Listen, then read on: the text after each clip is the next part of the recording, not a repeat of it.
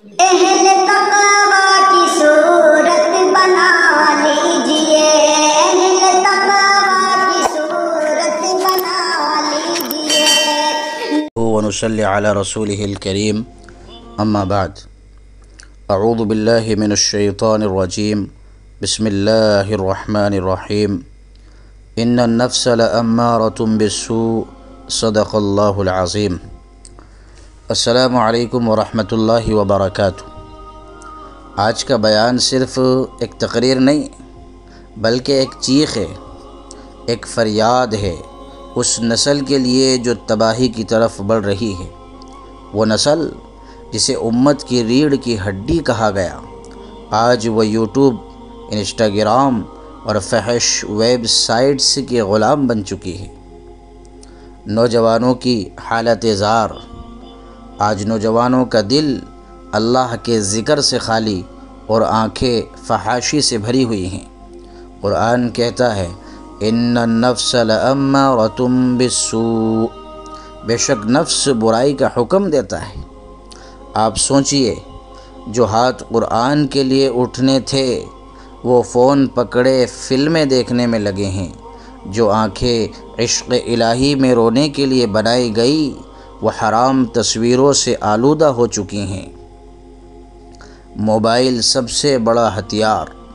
Mobile اگر صحیح استعمال ہو تو علم کا خزانہ ہے، لیکن اگر غلط ہو تو یہی موبائل بن جاتا ہے نوجوانوں کی تباہی کا دروازہ۔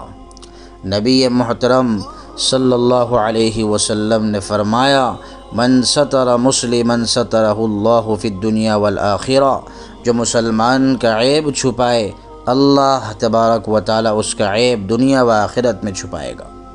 مگر آج کے نوجوان خود اپنا عیب لائیو اسٹریم کر رہے ہیں۔ انسٹاگرام پر حرام ویڈیوز، یوٹیوب پر چیلنج ویڈیوز، گانوں کی ریلز، شیطانی میمز، لڑکے لڑکیوں کے غیر شرعی تعلقات، یہ سب کیا ہے؟ یہ وہی موبائل ہے جو جہنم کی راہ بن چکا ہے۔ گانے اور میوزک شیطانی جال۔ ایک وقت تھا لوگ قرآن سنتے دل کانپتا تھا، اب بیٹھ سے سنتے ہیں جسم ہلتا ہے۔ اللہ کے ذکر پر نیند آتی ہے اور گانوں پر رات بھر جاگتے ہیں۔ گانے دل میں نفاق پیدا کرتے ہیں جیسے پانی سبزے کو اگاتا ہے۔ کیا ہم یہ چاہتے ہیں کہ ہمارا دل نفاق سے بھر جائے؟ حرام دوستی و تعلقات۔ سوشل میڈیا نے حرام رشتوں کو آسان بنا دیا ہے۔ ایک لائک سے بات شروع اور پھر گناہ کی دلدل میں گر جانا۔ قرآن کہتا ہے وَلَا تَقْرَبُوا الزِّنَا إِنَّهُ كَانَ فَاحِشًا، زنا کے قریب بھی مت جاؤ، بے شک وہ فحاشی ہے۔ لیکن آج زنا صرف ایک لفظ نہیں بلکہ ٹرینڈ بن چکا ہے۔ فیس بک محبت اور ویڈیو کال زنا۔ حل اور اصلاح کا راستہ۔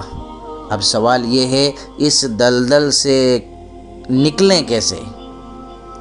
تو آئیے نکلنے کے راستے ہم تلاش کرتے ہیں۔ نمبر 1، نماز کی پابندی۔